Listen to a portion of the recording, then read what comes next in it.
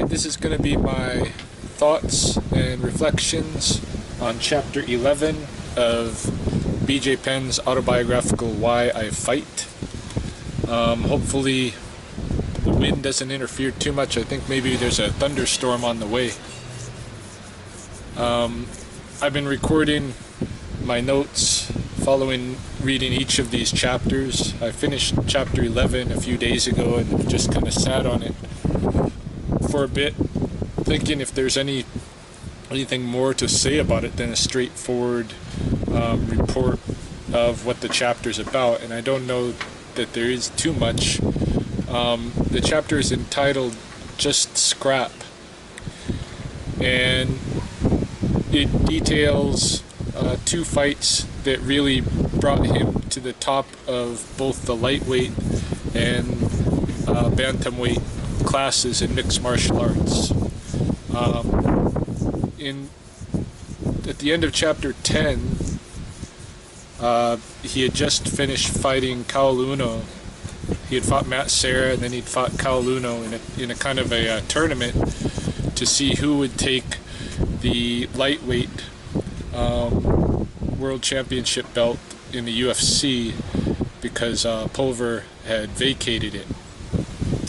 And the tournament played out with BJ and Ch.11 being, the final fight, and then the fight was a draw, and so the UFC decided to get rid of that belt.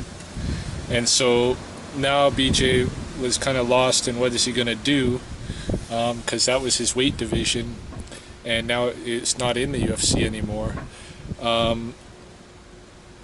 So he was waiting to see what the UFC was going to do, but in the meantime, he really wanted to prove himself the best fighter in that lightweight. And looking around, there's fighters in other organizations around the world, some of whom were maybe better than Pulver. BJ would have liked to fight Pulver, but Pulver was having all kinds of contract issues with every organization that he ran into, demanding a lot of money that wasn't going to be paid, and so basically he was off of the out of the running for BJ to fight.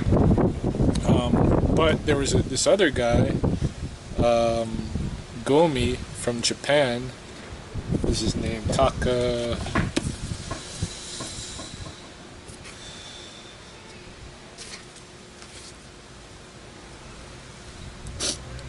Takanori Gomi, and he was even better than Pulver, and so it made sense for BJ to try to fight him, just to put himself at the top of that weight class as the number one fighter. But for some reason, the UFC wouldn't bring this guy in, and so what ends up happening is BJ's brother, JD, throws or organizes a fight called Rumble on the Rock or something like that in Honolulu, and they invite Gomi over to fight BJ. And as he's getting ready for this fight, basically he has no real scientific approach. One of the things that he does is I guess there was some kind of seminars going on that Randy Couture was organizing, bringing different fighters around to throw kind of training seminars that people could attend, and so BJ got involved in that, and he tried to learn some stuff from those seminars. After the circuit of seminars was over, he went to go stay with Couture in Oregon for a bit, and then trained there, and then went back to Hilo and trained with his regular guys. But he didn't, like in the past, he had, when he first got involved in UFC, that somebody had sent him some videotapes of who he was going to fight, and so he could kind of start planning to fight that particular person, strategize how to beat that person. And this time he wasn't doing that with Gomi. He just felt really confident, in himself, and he decided just to scrap. And this is where the chapter's name comes from. He said, there was a phrase at that time that was becoming popular, which is just scrap, and that seemed to best describe what his approach was going to be to this fight. He didn't have any specific strategy to beat this guy. He was just going to go out there and fight him, and he was confident he was going to win. And so the fight happens in Honolulu. Of course, the UFC isn't necessarily happy about this, because basically B.J. Penn is taking matters into his own hands. He's going to fight outside of the UFC, and his brother is hosting the match. Dana White still comes to watch, and you can tell in the description, like most of this chapter is describing this particular fight with Gomi, and you can just hear it in the words, in the way it's written, that this was a fight that really excited BJ. And he's, basically he's all about testing himself against whoever is out there that could possibly beat him. And this Gomi was the guy, the top contender for the lightweight. And so BJ fights him, and in the end, he wins by submission of rear naked choke. And so now he feels like he's definitely proved himself the best lightweight fighter in the world. But now he still has his contract with the UFC to deal with, so he's talking to Dana White, who's he going to fight and all of this. And what he wants to do is just kind of go up in weight class to the bantamweight, because that's the only thing that makes sense. They got rid of his weight division, so go up to the 170 weight division. And the guy who's at the top of that division is Matt Hughes. And so BJ asked to fight the guy, that was probably, I guess, second up to Matt Hughes. And I think Dana was, things weren't working out with that idea, but he was like, why don't you just fight Matt Hughes? And BJ's like, yeah, well, that's the only reason I would have fought this guy anyways, just to get to Hughes.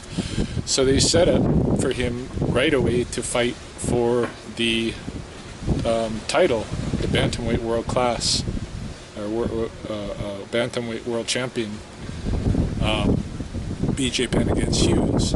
Hughes is known as a strong wrestler.